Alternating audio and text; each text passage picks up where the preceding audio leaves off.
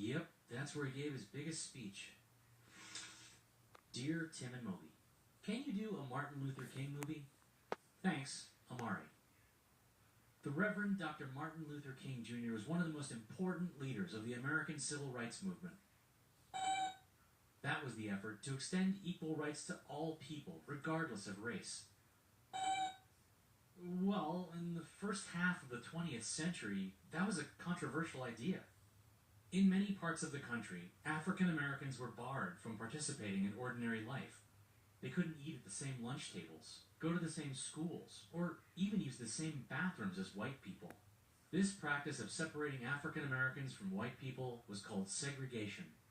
In the South, segregation was enforced through Jim Crow laws. They made it illegal for African Americans to mix with whites. They policed black behavior, too.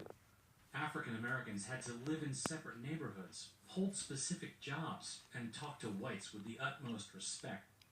Try to fight it, and you risk jail time, injury, even death. There were no Jim Crow laws up north, but unspoken rules still kept African Americans apart. In many places, white homeowners would only sell their houses to other white people.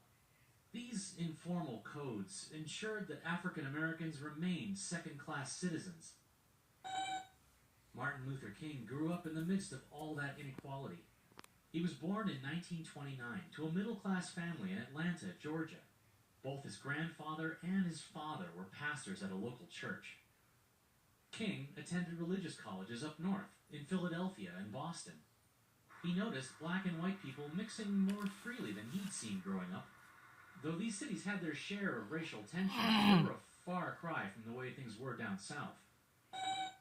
Dr. King moved to Montgomery, Alabama with his wife, Coretta, in 1953. He became a pastor and community leader. Around that time, a local woman named Rosa Parks was arrested for refusing to give her bus seat to a white man. King joined forces with activist Joanne Robinson to organize a massive boycott of the Montgomery bus system.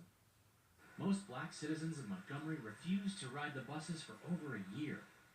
Many were violently attacked just for walking instead of taking a bus. Dr. King's house was bombed, and along with dozens of other protesters, he was thrown in jail. But these injustices drew national attention to the issue. And in 1956, a Supreme Court decision banned segregated buses. After that victory, King helped organize a group of churches dedicated to nonviolent protests for civil rights. He was inspired by the life of Mahatma Gandhi, whose nonviolent leadership